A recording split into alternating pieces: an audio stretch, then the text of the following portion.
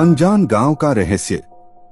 रामेश, एक पत्रकार, ने सोना हुआ भारत छोड़कर अजीब और अनजान गांवों का सफर करने का निर्णय किया।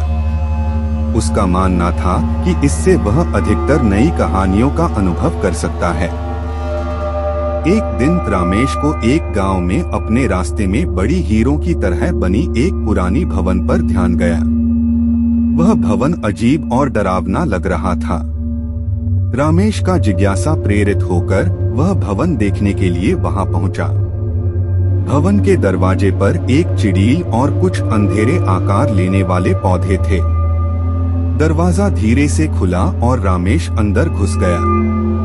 भवन में उसे कुछ अजीब आवाजें सुनाई दी। एक और आवाज भी थी जो उसे कह रही थी, बचाओ, यहाँ से जल्दी भागो। रामेश का हृदय तेजी से धड़क रहा था, लेकिन उसने अपने अंदर के साहस को निभाया और भवन के अंदर आगे बढ़ा। अचानक वह एक छोटे से कमरे में पहुंचा जहां पूरा रास्ता अंधेरा था।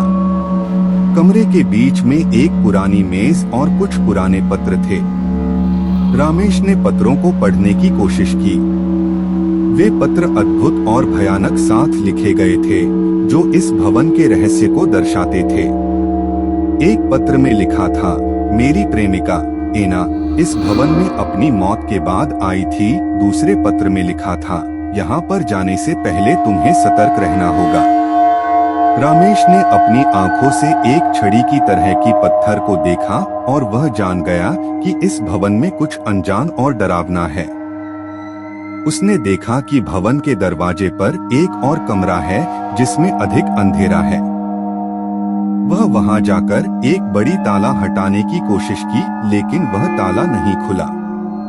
अचानक उसने देखा कि अंधेरे में कुछ आवाजें आ रही हैं। वह आवाजें उसे भूतों की आवाजें लगी। उसने बहुत कोशिश की, लेकिन वह ताला नहीं खोल सका। रामेश ने तुरंत वहां से बाहर निकलने का निर्णय किया। जब वह बाहर आया तो उसने देखा कि भवन के साथ एक वृद्ध महिला भी वहां आ गई थी।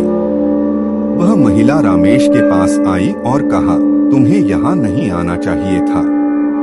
रामेश ने उस महिला से पूछा, यहाँ क्या है?